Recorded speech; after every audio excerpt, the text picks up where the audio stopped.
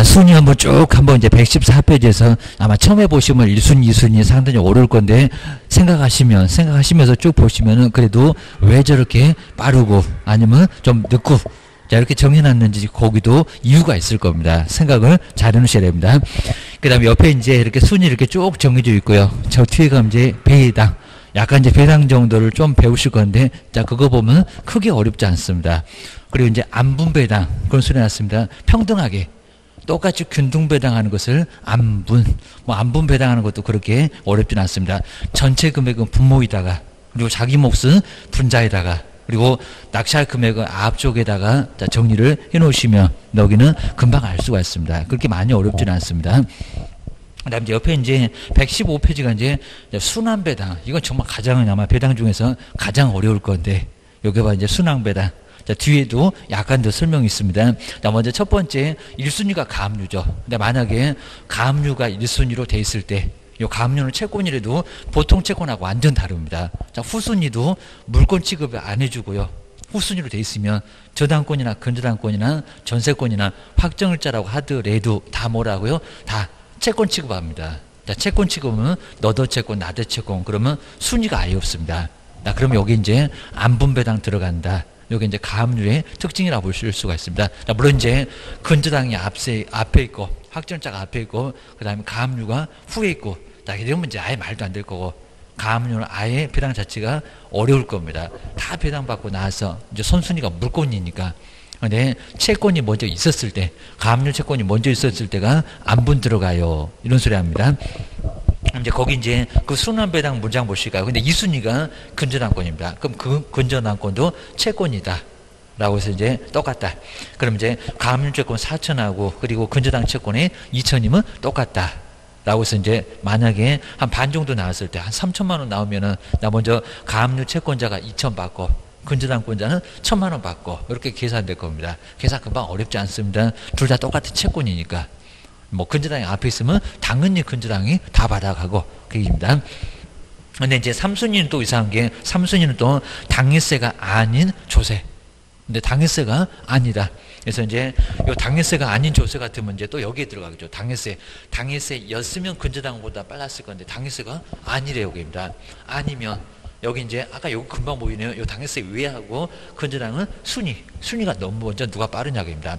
근데 여기서 이제 근저당이 먼저 빠르다고 했습니다. 근저당이 더 빠르네. 당해세보다는 근저당이 더 빠르면 요놈이 더 먼저 요 소리입니다. 얘가 먼저 배당 받아가겠다입니다. 만약에 당해세였다. 그럼 근저당 제끼고 더 먼저 받습니다. 한번 보셔야 됩니다.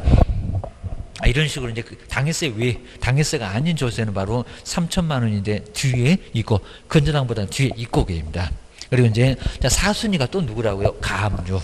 그럼 1순위도 가압류, 4순위도 가압류. 제일 앞에 하고 제일 뒤에가 가압류가 붙어 있습니다. 자, 그럼 먼저 이제 안분배당 쫙 할 겁니다. 안분배당 쫙 할 건데요. 그러니까 이제 먼저 첫 번째 안분배당 해놓고 이제 쫙 배당해서 가압류하고 근저당권하고 순위 아예 없다고 생각하셔야 됩니다. 저기 이제 4순위에 가압류하고 순위가 없다. 한데 여기서 이제 잘 보시면은 먼저 근데 근저당은 그리고 이제 저기 당해세가 아닌 조세는 앞에 있는 가압류보다도 요 이제 뒤에 있는 이런 사람 이제 물건이니까 그러면 흡수배당을 하게 될 거랍니다. 흡수배당을 저 뒤에 있는 바로 이제 근저당이 오히려 당해세를 앞서네요. 자, 그러면 근저당이 자기 채권 2천만 원 될 때까지 쫙 흡수합니다. 물론 이제 부족하면 저 뒤에 있는 4순위 가압류까지도 여기 흡수배당 쫙 빨아들입니다. 흡수배당 하고. 근데 또 여기서도 주의할 게 이제 당해세가 아닌 조세라고 해도 저기 앞쪽에 있는 가압류보다는 그럼 채권이니까 그리고 뒤에 있는 바로 4순위 가압류보다 더 빠르네요. 빠르니까 그럼 당연히 4순위 요 근저당권도 여기 이제 당해세 아닌 조세도 거기도 흡수할 수 있다는 겁니다. 또 거기에다가 가압류는 단순한 채권이니까 당해세 바로 이제 아닌 조세가 흡수도 할 수가 있다는 겁니다. 3천만 원 될 때까지 그 얘기입니다. 그럼 이제 결론적으로 먼저 안분배당했다가 근저당이 2천만 원까지 다 채우고 흡수하니까 또 거기에다가 당해세가 아닌 조세는 이놈은 또 물권이나 다름없는 것들이니까 아까 3순위였잖아요. 순위가 빠르니까 1순위에 있는 가압류 금액도 아예 흡수하고 그리고 4순위에 있는 가압류권자도 혹시 남는 게 있으면 저 3천만 원 될 때까지 모두 흡수합니다. 자, 그럼 결론적으로 한 5천만 원 나오면 근저당권하고 누구만 배당받을까요? 당해세 아닌 조세. 요 2순위, 3순위면 다 흡수해서 그놈만 배당받고 다 끝나버립니다. 그러니까 요 암분 배당했다가 다시 돌아와서 다시 순환한다. 그 배당을 바로 여기 순환 배당이라고 합니다. 너무 복잡하다 보니까 쭉 아래 설명은 또 그래도 자세하게 나와 있으니까, 그리고 뭐 이 배당을 꼭 알아야 되는 건 아니니까 너무 고민하지 마세요. 이런 거 만나기도 거의 어렵습니다. 한번 이제 이런 배당도 있구나 생각하시면 될 것 같습니다. 자, 뒤에 자세히 나와 있고요. 그다음 이제 뒤에 이제 전세권이 나와 있습니다. 전세권. 근데 우리 옛날에 전세권은 기간이 짧으면 6개월 안 되면 소멸시켰습니다. 근데 지금은 달라졌습니다. 자, 우리 전세권은 하여튼 묵시적 갱신 됐을 때 6개월이 아니라고 하더라도 배당료가 하느냐 안 하느냐 거기에 따라서만 달라진다는 겁니다. 기간이 3개월밖에 안 남았습니다. 옛날에는 선순위라고 다 없애버렸습니다. 배당받고 끝내버렸습니다. 지금은 아니라는 겁니다. 자, 지금은 배당료가 안 했다. 묵시적 갱신된 걸로 볼 수 있다는 겁니다. 자, 준우시랍니다. 거기다 하필이면 이제 우리 또 전세권 등기를 했던 사람이 주택 임차인, 상가 건물 임차인, 거기다가 대항력이 있다. 주택은 2년으로 다시 묵시적 갱신이 된 거고, 상가 건물은 다시 1년으로. 자, 지금은 상가 건물이 막 총 10년까지도 연장을 할 수가 있다는 겁니다. 5년하고 10년이 약간 이제 나눠졌습니다. 그건 저 뒤에서 설명드릴 겁니다. 자, 이런 식으로 이제 배당력 하느냐 안 하느냐에 따라서 이제 우리 전세권이 사느냐 죽느냐, 우리 낙찰받는 사람은 신경을 좀 쓰시라는 겁니다. 자, 그럼 전세권이 버틴다. 주셔야 됩니다. 그 다음 이제 그 아래쪽에 정말 배당력 하느냐 안 하느냐 동그라미 기호번에 쭉, 자, 구사건하고 지금 신사건이 쭉 설명이 좀 돼 있습니다. 자, 그것만 좀 차이점만 잘 정리를 해 놓으시면 될 것 같습니다. 그 다음 이제 아래, 자, 우리 전세권도 등기가 돼 있죠. 그러면 1순위 대항력 있으니까 끝까지 버틸 수가 있고요. 낙찰자한테 전세금 받아서 나갈 거야. 그 생각을 할 수도 있습니다. 자, 대신에 이제 배당력을 했다. 그리고 1순위다. 1순위 전세권이라고 하더라도 배당려고 하면은 지금 집을 비워주고 나왔으니까, 주인이 이행지제 빠뜨린다고 나왔으니까 다시 들어갈 수는 없다는 겁니다. 배당 못 받아도 나중에는 배당을 못 받을 수 있다는 겁니다. 그러니까 우리 전세권자 1순위라고 하더라도 낙찰자한테 받는 게 제일 안전합니다. 그건 정말 신경 써봐야 됩니다. 괜히 배당 요구했다가 나중에 많이 떨어지면 전세금을 다 회수할 수 없게 된다는 겁니다. 아주 골치 아파질 수가 있습니다. 그래서 이제 그 정도고요. 그리고 정말 이제 전속기간 만료라고 했을 때 6개월이 아니라고 하더라도 짧게 남아 있어도 배당 요구 안 했다. 그러면 묵시적 갱신돼서 더 연장도 가능할 수 있다는 겁니다. 한번 보셔야 됩니다. 그 다음 이제 117페이지에 주택임대차하고 상가건물 임대차가 정말 중첩적으로 적용이 되는 거. 자, 이렇게 중복해서도 적용이 될 수가 있을 겁니다. 그리고 여기도 이제 뭐 아까 보셨던 최우선 변제, 그리고 최우선 변제, 우선 변제 또 나누어서 됩니다. 가장 먼저 빠르게 최우선 변제금은 바로 이제 받을 수가 있다. 그리고 우리 최우선 변제금 저 뒤에서 보겠지만요, 요 지급기준 고리, 근저당권, 저당권, 담보 가등기 그 고리 순위에 따라서 여기는 압류가 끼지 않습니다. 그 순위에 따라서 자, 금액이 얼마 정도 될 건지 이거는 상당히 좀 복잡한 배당이 될 수가 있습니다. 여기도 보셔야 됩니다. 무조건 그냥 지금 현재 금액 그러면 안 된다는 겁니다. 아무것도 등기사항 증명서 없었을 때는 지금 현재 금액 1억 1천, 그리고 3,700. 지금 또 금액도 올랐다는 겁니다. 우리 교재는 소개해 놨습니다. 자, 그거 한번 정리를 해 놓으시면 될 것 같습니다. 그 다음에 주 아래에 이제 디귿바. 만약에 전세권 등기가 돼 있고, 그리고 주택임차인이 여기 만약에 확정일자가 없었을 때, 자, 이러면은 확정일자로 볼 수 있을까요? 아니면 주택임차인을 볼 수 있을까요? 자, 보기 나름일 건데, 입니다. 그러면 전세권 등기할 때 접수인이 있을 겁니다. 그 접수인이 확정일자하고 똑같은 효력을 갖는다. 라고 해서 토지에서도 배당이 가능할 수 있다는 겁니다. 자, 이런 식으로 우리 세입자가 경제적 약자다 보니까요, 전세권 등기를 하고, 그리고 주택에서 전입신고 안 했다. 라고 하더라도 거기는 확정일자로 같이 봐주겠다는 겁니다. 그럼 토지에서도 배당이 되다.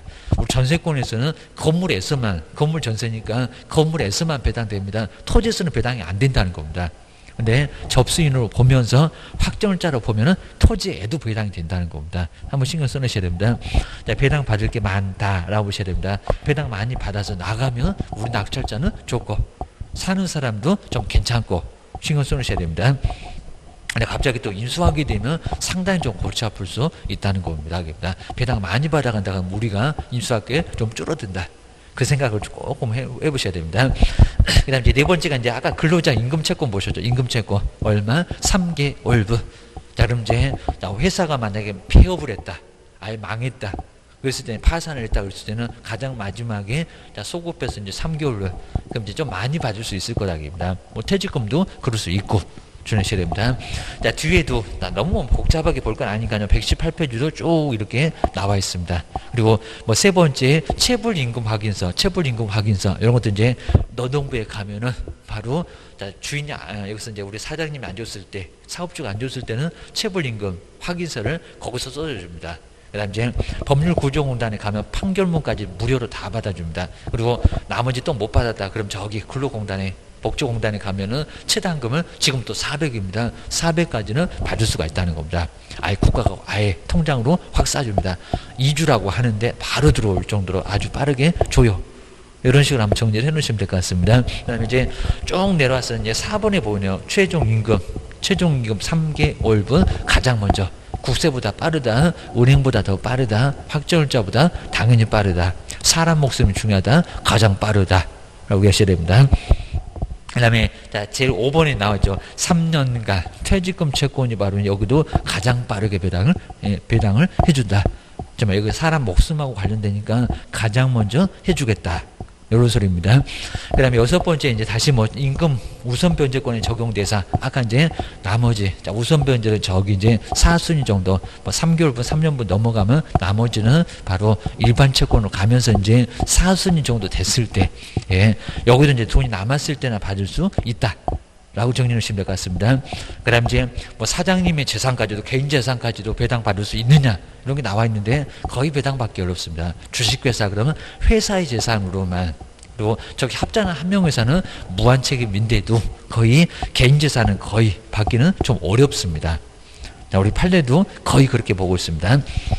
그다음에 그 아래도 쭉 한번 보시고요. 그리고 국세, 지방세 이게 당해세인가 당해세 외인가 거기에 따라서 상당히 좀 차이가 있습니다. 당해세 그러면 은행이 근저당보다 빠르다. 은행을 제낀다는 겁니다. 전세권 제끼고 확정일자나 임차권 등기도 제낀다. 아까 재산세, 종합부동산세 그리고 증여나 상속세 이런 것들은 하필이면 또 요 금액 자체가 상당히 좀 크다는 겁니다. 요놈은 좀 적어도 종합부동산세 그리고 증여세, 상속세 자, 저 뒤에 나올 건데 1억 이하 10% 그리고 5억 그럼 20%막 이렇게 합니다. 10억, 뭐 30억 이렇게 갈 건데 30억 넘어가면은 거기는 50%의 증여나 상속세가 나오게 된다는 겁니다. 자, 이런 식으로 크게 받아가니까요. 정말 몇 억이 되면은 나머지 아예 여기서 받아가면 은행이고 뭐가 아무것도 없을 수 있다는 겁니다. 확정일자 하필이면 대항력이 있네. 자, 이러면 문제가 될 수밖에 없다는 겁니다. 최우선 변제 받고 나머지를 받아야 될 건데 못 받게 되면 여기서 끝나면 상당히 골치 아플 수가 있다는 겁니다. 낙찰자 인수한 게 아주 잔뜩. 물론 이제 뭐 저당권, 근저당권 이런 거 신경 쓸 건 없지만 그리고 말소 기준권이 있으면 전세권도 신경 쓸 건 없지만 나중에 골치 아플 수가 있다는 겁니다. 확정일자 있는데 대항력이 있다. 그러면 최우선 변제 말고는 몽땅 최우선 변제금이 얼마 안 많으니까 그렇습니다. 몽땅 떠안고 가야 된다. 그럼 낙찰받지 마십시오. 아니면 많이 떨어질 때까지 좀 기다리십시오. 그게입니다. 야, 그런 것들은 꼭 생각하셔야 됩니다. 큰 손해가 나니까 그렇습니다. 그러니까 잘못하니까 보증금 날아가고 아니면 낙찰 받았더니 큰 이익 없고 그럼 정말 골치 아플 수가 있습니다. 자, 뒤에 이제 120페이지에 아까 이제 법정기일 나왔네요. 법정기일. 저기 법정기일 양도소득세, 취득세는 신고일. 자진 신고일 거기서부터가 법정기일이 됩니다. 거기서 날라오는 종합부동산세 그리고 재산세는 거기서 발송일 여기가 이제 기준이 된다는 겁니다. 그게 이제 저당권, 근저당보다 늦느냐, 빠르느냐, 거기에 따라서 이제 순위가 또 달라질 수가 있다는 겁니다. 그러니까 복잡하면 정말 아주 복잡합니다. 그 다음에 아래 끝까지 쭉 해서 비유법까지 뭐 이건 너무 자세하게 볼 거는 아니고요. 하필이면 또 세금 날짜 같은 건 아예 날짜 나오지도 않습니다. 물어봐도 모른다고 합니다. 그러다 보니까 상당히 좀 짐작만 할 수가 있다는 겁니다. 자, 먼저 주소지하고 똑같은 관청이다. 자, 그러면 재산세인가 봐, 종합부동산세인가 봐 이럴 수가 있을 거고요. 그래서 이제 취득했을 때 근데 요 취득세, 양도소득세 이런 거 아주 애매할 수 있다는 겁니다. 취득세 꼭 그 물건 같은데 요놈은 또 이제 재산세가 아니라 여기는 또 당해세 외 왜곡입니다. 그리고 양도소득세 다른 집도 팔아먹을 수가 있을 거니까요. 그래서 양도소득세 도대체 여기서 당해세가 아니라는 걸 좀 알긴 한데 금액이 또 여기 상당히 좀 클 거니까 입니다. 그리고 부가가치세 여기는 사업을 하다가 세금에 따라서 아주 애매하고요. 그리고 그 집하고 전혀 관련이 없다. 그 집하고 전혀 관련이 없다. 그럼 사업을 어느 다른 지역에서 집은 서울인데 어디 대전 이렇게 나오는 거 보면은 그때는 사업을 딴 쪽에서 했나 보구나. 요 소리입니다. 그럼 그때 이제 부가가치세 이런 세금이 바로 좀 아예 소지가 아예 다르면 이런 쪽이 좀 커질 수가 있다는 겁니다. 자 그러면 뭐보다요 여기서 순위 경쟁을 펼치겠구나 라고 좀 알 수가 있을 겁니다. 파악이 아주 어려울 수가 있습니다. 한번 정리를 해주셔야 됩니다. 그나마 이제 이런 게 이제 등상 증명서 좀 나왔을 때 무슨 세무서 무슨 세무서 이런 게 나오면 짐작이 좀 되는데 아예 안 나오는 경우도 분명히 있다는 겁니다. 골치 아플 수가 있다. 주셔야 됩니다. 그래서 이제 좀 긴가민가 하고 좀 애매하면요 그 소유권자한테 물어볼 수도 없고 이러면은 낙찰받기가 상당히 어렵습니다. 조심하셔야 됩니다. 그다음 이제 뭐 지방세 법정 기일 이렇게 나올 수가 이제 고지서 이렇게 날라가면은 고지서 발송일 이런 쪽이 이제 많을 거고 그입니다. 그리고 보통 이제 뭐 저 취득세 그리고 바로 이제 보셨던 뭐 이런 재산세 이런 것들은 바로 재산세는 고지서가 날라가겠지만 취득세 이런 것들은 자진 신고니까 약간 차이가 있습니다. 보셔야 됩니다.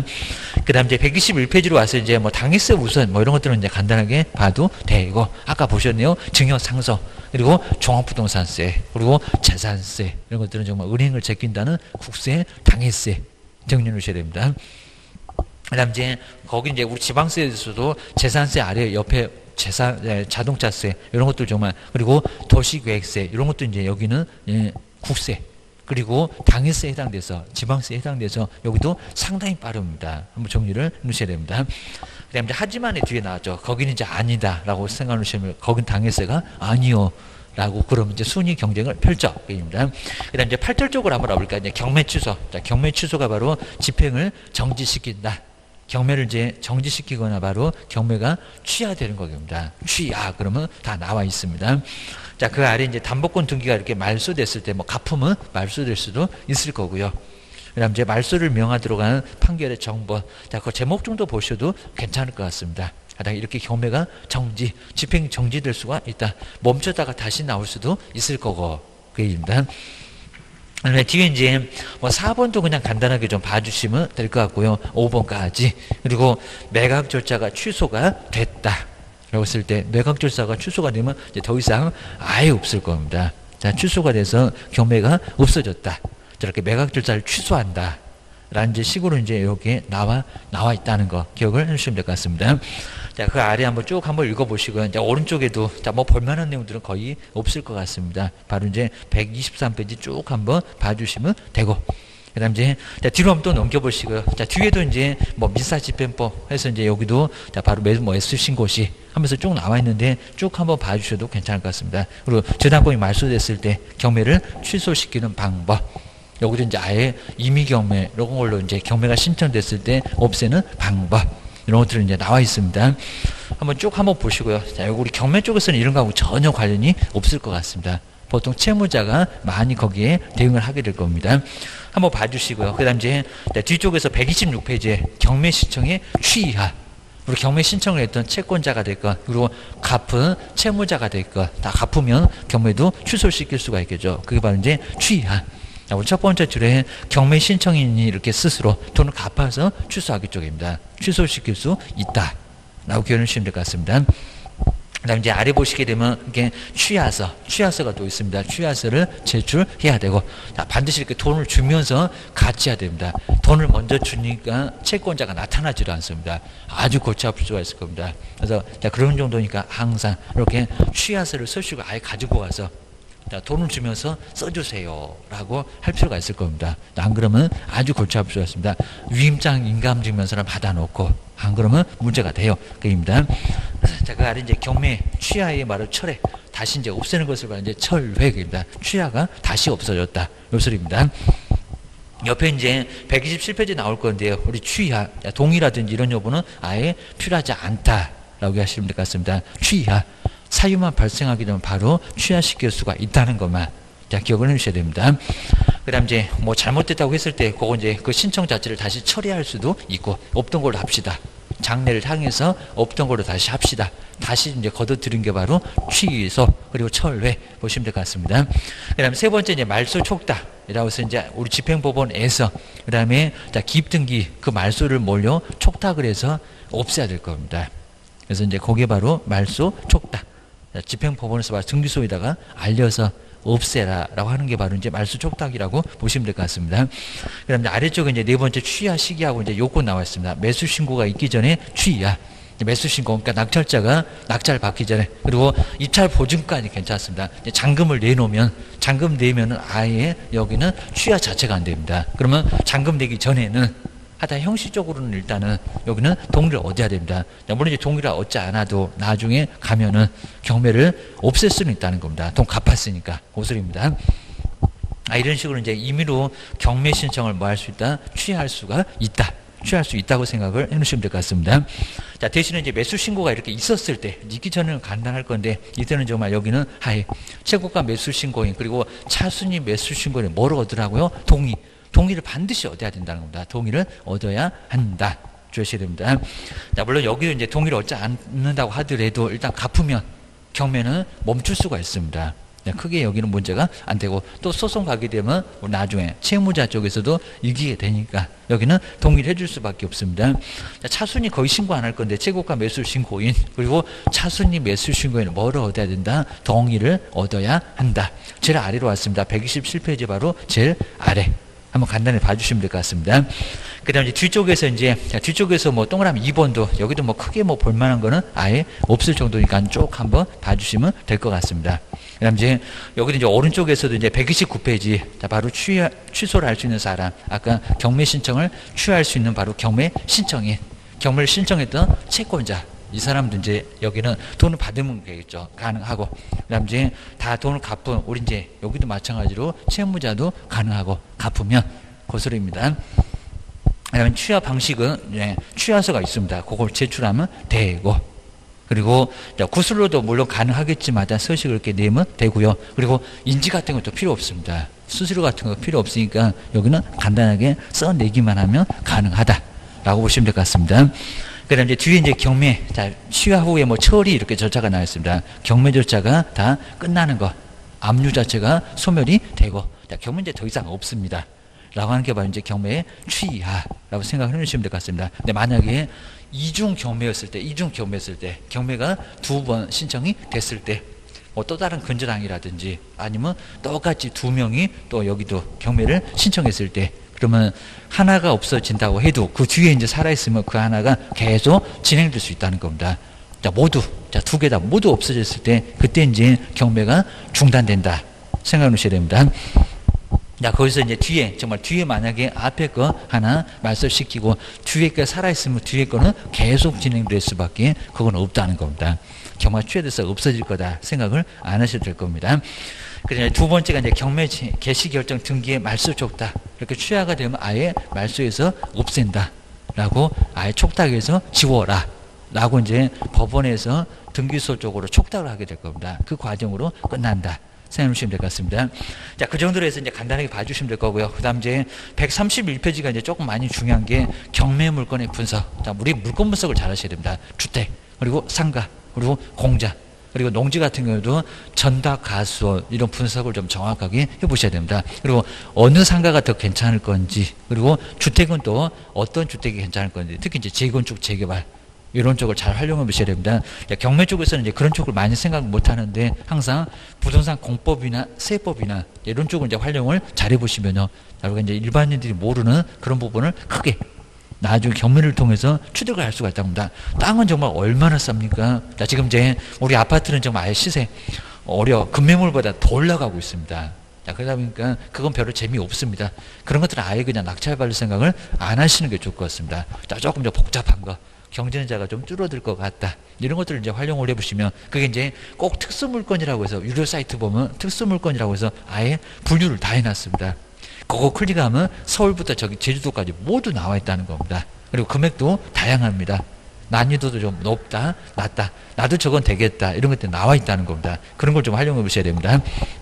자, 그럼 이제, 자, 먼저 첫 번째, 토지 이용 계획 확인은, 이런 것들 확인을 꼭 하실 수가 있어야 됩니다. 근데 이제, 자, 예전에는 온나라 그랬었는데, 바로 이제, 요 토지 이용 계획 확인서는 지금 이제 C, 아마 이게 본다는 요 C에 이제 C입니다. 그리고 리얼, 이렇게 C 리얼, 이렇게 용어 지금 이제 많이 달라졌습니다. 이렇게 인터넷 검색창에다 C 리얼입니다.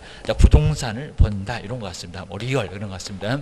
그래서 이제 여기서 이제 이런 식으로 해가지고 이제 리얼 이스테이트 이제 그런 것 같습니다. 그래서 자, 부동산을 본다 이런 개념 같으니까요. 이걸로 이제 검색을 하게 되면 자, 어느 지역에 그리고 번지수 딱 집어넣게 되면 거기 용도적인 도시적인지 관리적인지 농림지역인지 그리고 자, 지구 그 다음에 구역 이런 것들 모두 나와 있다는 겁니다. 그리고 제한사항이 뭐가 있다 이런 것들을 보면서 저건 개발이 좀 쉽겠다 개발이 좀 어렵겠다 이런 것들을 활용할 수가 있다는 겁니다. 투자 가치가 있다 없다 이런 것들 좀 활용을 잘 해보셔야 됩니다.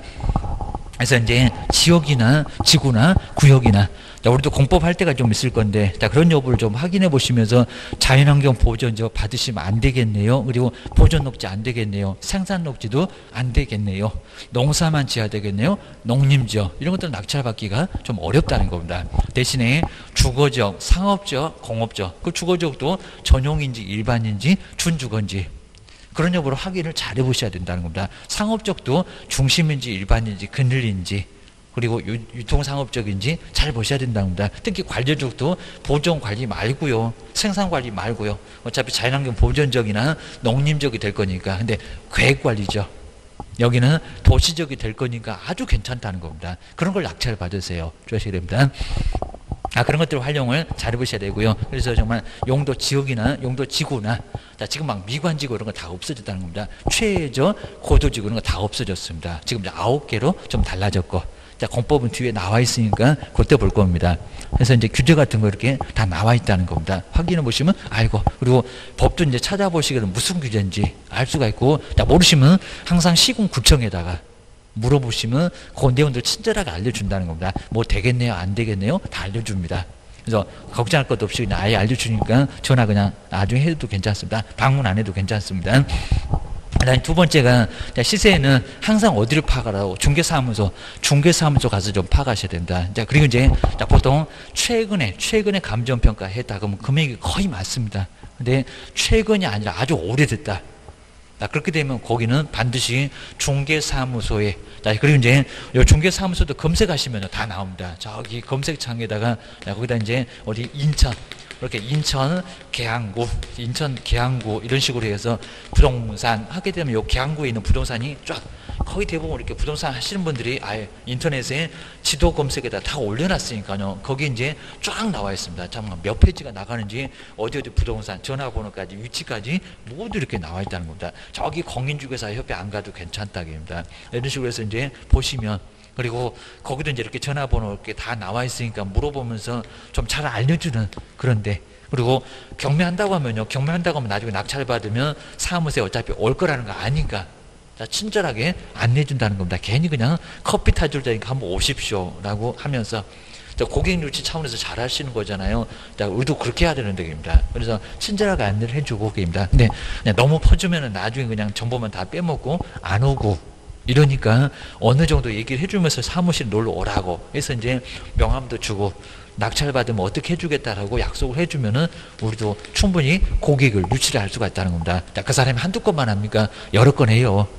그리고 다른 지역이라 하더라도 좀 가까운 지역에 또 물어보고 그리고 중개사무소도 연결이 돼 있으니까 그런 경우 또 그 지역에서는 보통 많이 또 그 지역에서 또 사고 하니까 지역을 많이 벗어나지는 않습니다. 그래서 한 명 정도 잘 해놓으시면 그리고 여기도 여러 번 의뢰를 할 수가 있다는 겁니다. 중개보수가 나오잖아요. 기억하셔야 됩니다.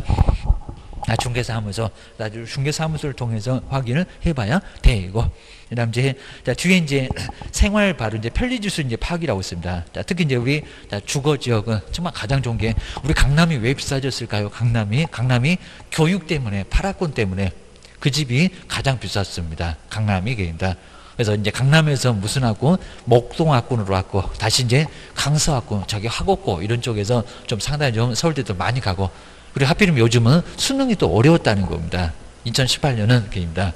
그래서 19년에는 또 수능이 어려우면 강서학군 쪽, 강서학군은 그렇게 많이 비싼 동네가 아니니까 목동 쪽은 좀 비싸다고 해도 강남은 너무 비싸고 입니다. 그러면 네, 대타로 이제 강서학군 쪽으로 학교가 좀 좋은 쪽으로 낙찰을 받아놓으면 괜찮을 수가 있다는 겁니다. 활용을 잘 해볼 수가 있습니다.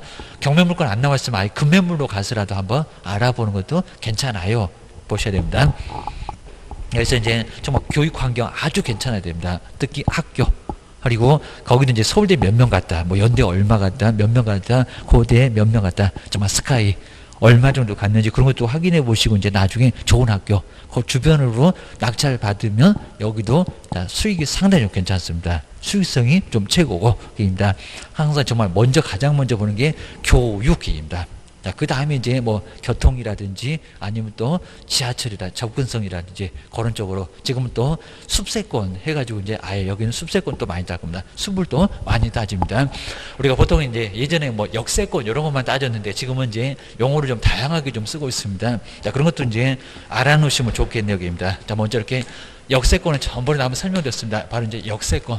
바로 지하철역을 끼고 있는 곳이 바로 이제 역세권이다. 자, 먼저 5분 이내 거리다. 5분 이내 뭐라고 했습니까? 정말 여기는 초역세권. 옛날에 이런 소리 안 했었는데 그냥 역세권이라고 했는데 지금은 이제 5분 이내 거리를 바로 이렇게 초역세권. 정말 아주 가장 역세권하고 아주 괜찮아서 여기는 망할 일이 없다. 하여튼 무슨 사업을 하건 집이면 무슨 집이 됐건 거의 그냥 오를 수밖에 없다고 해서 이 정도 집은 웬만하면 좀 무리를 해도 경매가 될거 아니면 금매물이 될거 무리를 해도 특히 오피스텔은 여기는 뭐 비어 있을 수가 없다는 겁니다. 여기는 괜찮다. 주셔야 됩니다. 그 다음 이제 10분 이내를 뭐라고 합니까? 10분 이내. 이제 여기 이제 초를 빼버리고 여기가 역세권. 그러니까 옛날에 그냥 역세권, 그럼 10분 이내 거리 이랬었는데 지금 5분만 딱 따로 떼가지고 여기는 초역세권 이러고 있습니다. 보셔야 됩니다. 그 다음 이제 이런 소리 많이 했었고요. 숲세권. 숲. 환경도 좀 괜찮다는 겁니다. 환경도 좀 괜찮고, 그리고 숲세권 하면서 이제 우리 역세권이다 보니까 여기도 이제 환경하고 뭐가요? 환경하고 같이 역세권이 같이 껴있다는 겁니다. 지하철역에서 가깝고, 환경도 괜찮고, 주변에 숲도 좀 많이 있고, 이게 바로 이제 숲세권 이렇게 많이 불렀다는 겁니다.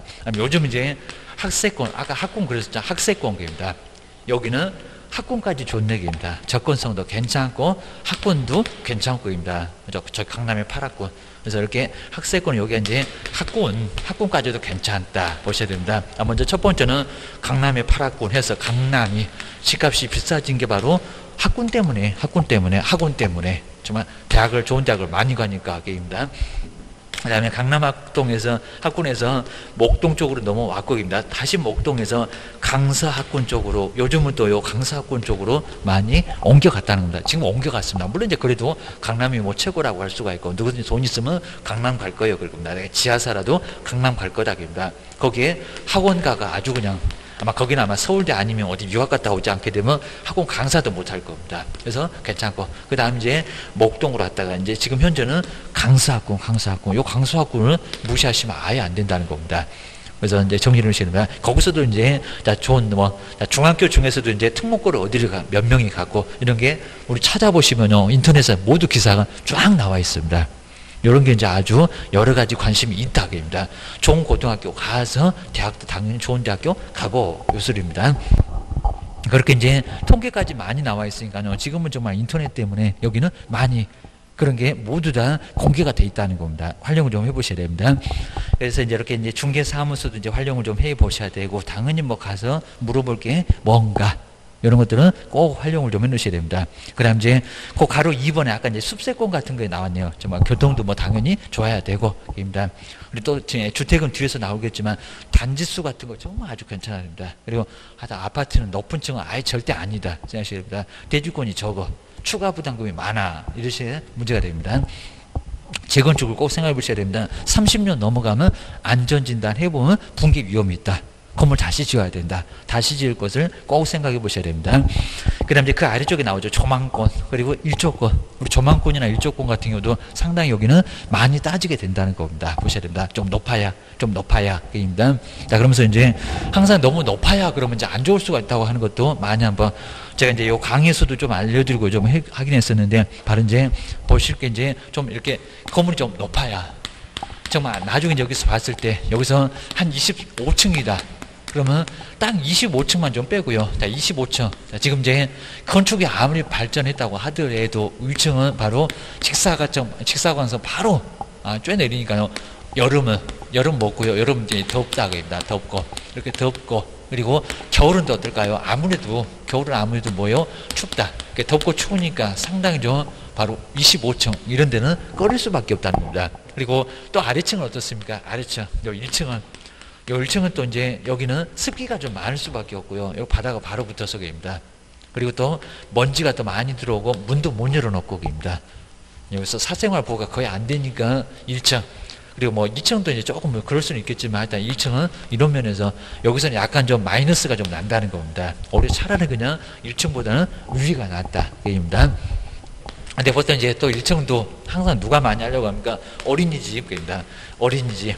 자, 이런 쪽에서 이제 많이 이런 쪽을 또 선호하니까 내가 살게요. 입니다. 그리고 여기도 좀 마이너스 할 건데 그냥 내가 그냥 아예 요 시세하고 똑같이 로얄층하고 똑같이 줄게요. 이럴 수도 있다는 겁니다. 그래서 괜찮고요. 그리고 좀 나이 드신 분, 엘리베이터 타는 것도 아주 무섭고, 이제 이러신 분들은 말은 이제 나이가 좀 많으신, 이렇게 나이가 많으신 노인분들이 이런 걸 또 좋아할 수 있다는 겁니다. 아니면 또 고소공포증 걸리신 분들 많이 있습니다. 아래층이 좋아. 뭐 아예 그냥 1층은 안 좋아할 수 있겠지만 이런 분들은 많이 선호할 수가 있다는 겁니다. 그래서 임자만 잘 만나면 안 깎이고 팔 수도 있고 계입니다. 근데 그러기는 좀 어렵고, 자, 이렇게 어린이집 된 것은 많지는 않는 것 같습니다. 보셔야 됩니다. 그리고 이제 여기도 이제 먼저 우리 10층 가면 1004호 이렇게 1004호. 자, 이런 거 호수 하나만으로 아마 나중에 뭐 재건축 직업을 해서 좀 평수가 크다든지 뭐 선택할 수 있으면 이런 호수를 정말 딱 선택합니다. 1004. 딱 1004잖아요. 1004호. 이런 거 하나 때문에 뭐 프리미엄이 몇 천만 원 이렇게 더 올라갈 수도 있다는 겁니다. 하여튼 빌런 거 갖고 돈을 가지고 같은 10층이라고 하더라도 되죠. 그리고 로얄층이라고 하더라도 1004호 이런 것들은 괜찮을 수가 있다는 겁니다. 제가 하는 얘기가 아니라 이런 것들은 다 있다는 거 주의하셔야 됩니다. 자, 그럼 이제 한번 주의할게. 자, 그러면 나중에 이렇게 이제 24층 정도 괜찮고, 그 다음에 웬만하면 한 10층 정도 좀 넘어가면은, 이렇게 10층 정도 넘어가면은, 이런 층은 그냥 뭐 7, 8층도 괜찮긴 할 겁니다. 이런 게 정말 아주 가장 좋은 바로 뭐 로얄층, 전망이 좋으니까 라고 생각을 하셔야 됩니다. 근데 이제 이렇게 뭐 전망이 좋으니까 라고 하더라도 조금 좀 생각해 보시면, 그러면 나중에 저층은 뭐라고 하면은 이런 것들도 팔을 수가 있을까요? 라고 생각을 좀 해놓으시면 될 것 같습니다. 그래서 이제 우리 풍수지리학적으로 나무입니다. 이렇게 나무가 몇 미터라고요? 나무는 정말 아무리 많이 커봐야 30m라고 합니다. 30m를 넘어가기는 어렵다. 그럼 이제 요 정도가 된다고 하면요. 그럼 이제 이렇게 쭉 보면은 요 30m는 우리 아파트로 쳤을 때는 땅으로부터 한 몇 층 정도까지가 30m일 가격입니다. 우리 보통 이제 여기 아파트 하나의 층고라고 하는데 2.5보다는 약간 더 클 건데 하여튼 2.5m에서 그리고 거의 3m도 좀 되기는 어렵다고 합니다. 그래서 얼마? 2.8m. 1.8m. 그러면 한 3m만 잡으면 몇 층일까요? 10층 정도 되겠죠. 그럽니다. 한 11, 2층 될 건데, 그럽니다. 그러면 딱 10층 정도까지만 이렇게 여기 나무가 가장 많이 클 수 있는 나무 높이가 얼마라고? 30m니까. 그러면 우리 나무가 클 수 있는 그 높이가 30m니까 길을 받을 수 있는 요 땅, 요 지력입니다. 땅에 힘을 받을 수 있는 게 얼마라고요? 바로 30m라는 겁니다. 그러면 10층을 좀 넘어가면은 이렇게 전망은 좋지만 뭐라고요? 땅에 요 힘을 정말 지력을 받고 살기가 좀 어려울 수 있다는 겁니다. 그런 측면에서 모두요, 고층만 무조건 좋은 게 아니라 낮은 층도 좀 괜찮아요. 입니다. 충분히 10층이나 11층 정도까지는 이 정도까지는 분명히 여기는 땅의 힘을 받고 살 수가 있을 거니까 괜찮다 라고 설득해서, 남들은 못 파는데 이런 것도 얼마든지 팔 수가 있을 거라는 겁니다. 꼭 이런 것들 정리하셔야 됩니다. 그 다음에 이제 우리 뭐 남향이 방향을 제일 순환당 남향 알 겁니다. 그러고 나서 요게 압도적으로 정말 더 괜찮고요. 그 다음에 동향계입니다. 근데 요 동향은 이제 여기서 많이 우리 직장인들 빨리 일어나야 되니까 직장인들 많이 선호하고요. 그리고 이제 초나 그리고 중이나 뭐 대학생 먹고 대학생이니까 필요 없겠지만 고등학교 다니는 자녀가 있으면 신혼부부들이라든지 자녀가 있으면 요 동향 빨리 해가 떠야 되니까 빨리 애들 깨워 학교 보내야 되니까 이런 게 오히려 조금 더 괜찮을 수 있고 그냥 남양은 뭐 얘기할 거 없이 그냥 가장 좋다라고 하는 게 남양입니다. 그리고 이제 그 다음에 이제 선호하는 방향이 뭐라고요? 이 방향도 꼭 따져서 나중에 낙찰 받으셔야 됩니다. 그 다음에 서양. 그다음 이제 가장 안 좋은 방향이 뭡니까? 북향. 이렇게 북향계입니다. 제가 이제 우리 교재다가 이제 안 써놨는데 나중에 뭐 생활풍수 아니면 배산임수 이런 것들 제가 이제 풍수지리 같은 거 좀 자료를 좀 가지고 있습니다. 그런 것도 좀 활용하시면서 좀 봐주시면 괜찮아요. 어디 막 도서가 막 두꺼운 거 볼 건 없을 거고요. 좀 요약정리가 좀 잘 돼 있는 거 보면은 어느 정도 알 수가 있다는 겁니다. 근데 우리 서양은 정말 서양을 가장 선호한다고 합니다. 우리는 남양인데 주셔야 됩니다. 왜냐하면 우리 서양은 여기서 해가 이렇게 노을이 아주 끝내준다고 합니다. 그리고 우리 서양 같으면 이제 여름에는 좀 더울 수가 있는데 겨울에는 좀 많이 따뜻하다고 합니다. 해가 오랫동안 우리 남양보다도 더 오랫동안 따뜻하게 우리 노인분들은 추운 거 아주 딱 질색일 겁니다. 저 같은 사람들이 아예 좀 마른 사람은 추운 건 아주 딱 질색입니다. 여름에도 이불 덮고 자는데요. 개입니다. 이런 식으로 이제 겨울은 좀 아주 따뜻하니까 좀 괜찮을 수 있고 개입니다. 그리고 북향도 무조건 나쁜 게 아니라는 겁니다. 북향은 만약에 재택근무를 한다고 합니다. 재택근무.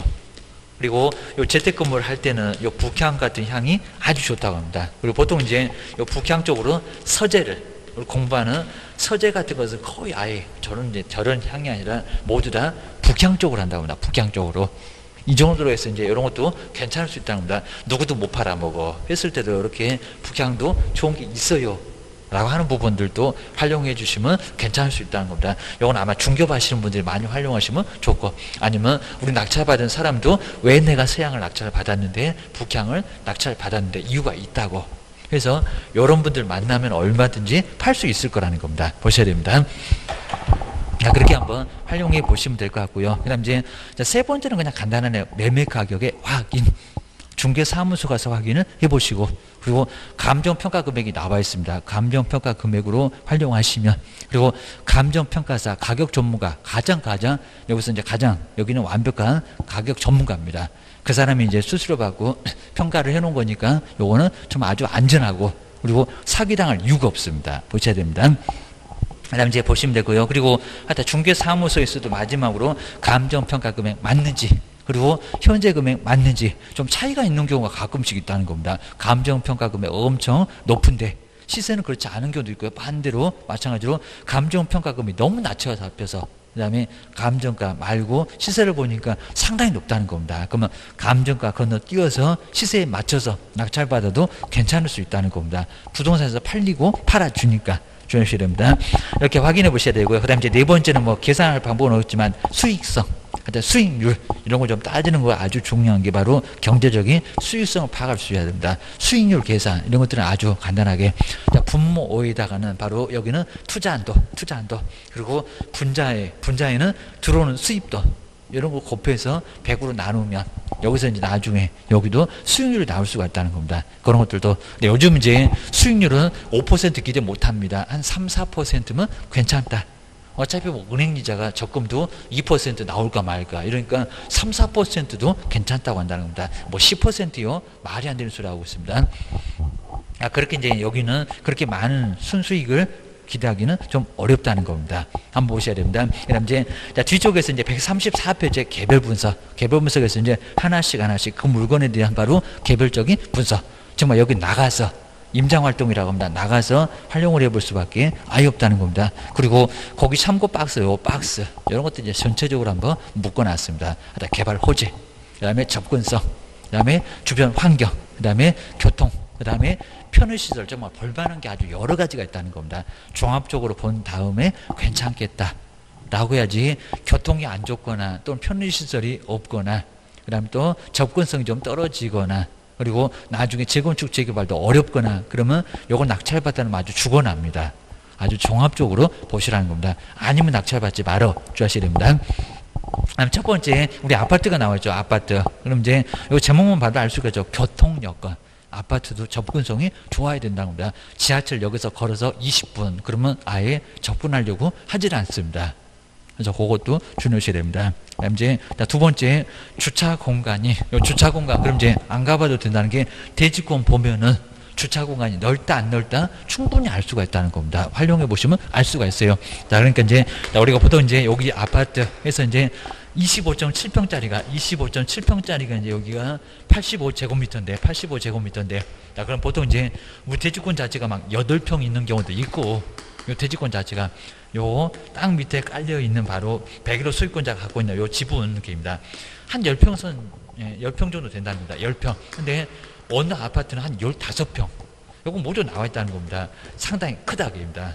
여기서 이제 만약에 15평이다. 그럼 이제 주차장 아주 광장입니다. 차를 좀 한 두세 대도 괜찮겠다. 호별도 게임입니다. 자, 대신에 8평. 야, 이건 이제 정말 주차하기도 어려워갖고 맨날 그냥 차 밀고, 차 부딪히고 난리가 날 겁니다. 안 가봐도 아주 적다 게임입니다. 아주 적다. 그리고 한 10평 정도 된다. 그러면 조금은 그래도 넓지만 그래도 15평에 비할 거는 아니다. 라고. 그리고 나중에 이제 재건축 재개발 됐을 때 한 2천만 원 정도 되면은 요거 1억 6천 밖에 안 되고 2억 밖에 안 되고 3억 정도 되고 큰 차이가 날 거라는 겁니다. 막 3천 정도 되면은 더 큰 차이가 날 겁니다. 그럼 이제 나중에 일반 분양분 지어서 그리고 그 차익을 추가 부담금 낼 건데 이렇게 대지권이 커야 그러니까 정말 자꾸 이제 우리 아파트 재건축 생각해보고 30년 되면은 바로 대지권을 자꾸 얘기하는 게 바로 그거라는 겁니다. 머릿속에 확 집어넣어놔야 됩니다. 안 그러면 안 돼. 주셔야 됩니다. 자, 그런 것들 활용을 좀 잘 해보셔야 되고요. 그래서 이런 것들이 정말 아주 중요합니다. 자, 두 번째 편의시설 좀 가깝게 있어야 됩니다. 자, 시장 특히 이제 백화점 또는 대형 할인마트입니다. 뭐 조그만 슈퍼나 아예 치지도 말고 입니다. 자, 세 번째가 이제 세대수. 자, 그리고 이제 브랜드도 좀 확인 잘 하십니다. 세대수가 최소한 500세대는 좀 넘어가게 그냥 1000세대 괜찮아요. 2000, 3000이면 더 좋고 입니다.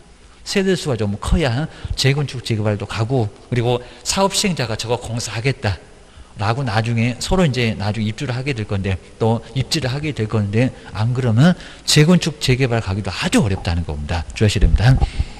그다음 이제 아파트 우리 브랜드가 좀 바뀌긴 하지만요. 가장 선호하는 브랜드 삼성, 레미안 그리고 힐스테이트, 뭐 자이, 그다음에 롯데캐슬 뭐 저 뒤에 약간 저 뒤에도 이편한 시장 같은 건 상당히 좀 뒤에 있습니다. 이 정도로 순위가 쫙 정해져 있다는 겁니다. 최소한 한 10순위 안에 들어가는 브랜드가 괜찮다라고 브랜드 하나 때문에 저거 살게요 라고 덤비니까 주셔야 됩니다. 그 다음에 네 번째 정말 나왔네. 대지권 지분 확인을 정확하게 하셔야 돼요. 그리고 나중에 무슨 별도 등기돼서 대지권이 없다. 자, 이런 것도 있으니까 정말 조심하셔야 됩니다. 대지권이 없는데 감정평가가 돼 있다 그러면 괜찮다. 등기하면 된다입니다. 근데 대지권 없으면서 감정평가 금액으로 안 나온다는 겁니다. 땅, 건물만. 자, 그런 것들은 재건축을 가도 요 땅의 소유권이 없으니까 분양권, 입주권이 안 나온다는 겁니다. 조심해야 됩니다. 그런 것들 확인해 보셔야 되고요. 그리고 정말 대지 지분 확인 잘 하세요. 이런 게 나중에 크게 도움이 되느냐 안 되느냐 딱 정해져 있다는 겁니다. 그리고 관리비 특히 이제 세대수가 좀 적으면요 다 아실 겁니다. 세대수가 적으면 n분의 1로 적게 나누다 보니까 관리비 엄청 많습니다. 근데 세대수가 막 1000세대, 2000세대 그러면 많은 숫자로 나눠 놓으니까 뭐 한다고 관리비가 좀 줄어들어요. 이런 것들은 안 가봐도 알 수가 있다는 겁니다. 그리고 이제 그렇게만 볼 게 아니라 정말 자체적으로 상당히 무슨 중앙난방이 이렇게 돼 있다든지 이러면 상당히 나중에 관리비가 많이 나올 수도 있다는 겁니다. 그런 것들은 확인해보고 자, 그거 정말 살아가면서 매달 낼 때 관리비 상당한 스트레스가 될 수 있다는 겁니다. 조심해야 됩니다. 그 다음 뒤쪽에 6번째 136페이지는 냉난방 설비 확인 이런 게 좀 나와 있습니다. 그 지역난방, 개별난방, 중앙난방 이런 특징이 쭉 나와 있으니까요. 한 번 정도 봐주시면 되고 자, 요즘 거의 뭐 대부분은 개별난방이겠지만 주의를 하셔야 됩니다. 그 다음에 재건축 재개발, 재건축 아파트의 유의점 이제 이런 것들은 정말 활용을 잘 하셔야 됩니다. 특히 이제 사업성이라고 합니다. 사업성. 이 아파트가 재건축 되느냐 안 되느냐 그러면 이제 느낌으로도 충분히 알 수가 있답니다. 사업성이 있느냐 없느냐 정말 여러 가지 종합적으로 대지권 그다음에 세대수 그 다음에 여기도 이제 대지권 자체가 너무 다양하게, 한꺼번에 너무 다양하게, 막 8평도 있고, 10평도 있고, 20평도 있고, 30평도 있고, 이러면 중구난방 때문에 대지권 적은 사람은 재건축 가지 말자고 난리고, 그리고 큰 사람은 가자고 난리고, 그러면 51%, 75% 받기도 아예 어렵다는 겁니다. 재건축 결과에는 못 가. 아주 죽어나니까 그런 것들은 활용을 좀 잘해보시라는 겁니다. 그래서 그래야지 나중에 간다 못 간다 알 수가 있습니다. 오늘은 한 요 정도까지만 한번 해볼 거고요. 그 다음 이제 뭐 단독이라든지 다가구 주택 이런 것들은 이제 조금 더 어렵지는 않습니다. 뒤에 이제 상가도 어떤 상가를 낙찰을 받아야 될 건지 그런 것들 이제 활용을 잘 해보셔야 됩니다. 자, 그래 나중에 낙찰을 받았을 때 손해 없고 활용해 보시면 될 것 같습니다. 자, 오늘은 여기까지 해놓고 이제 다음번에도 계속해서 한번 활용해 보겠습니다. 고생 많으셨습니다.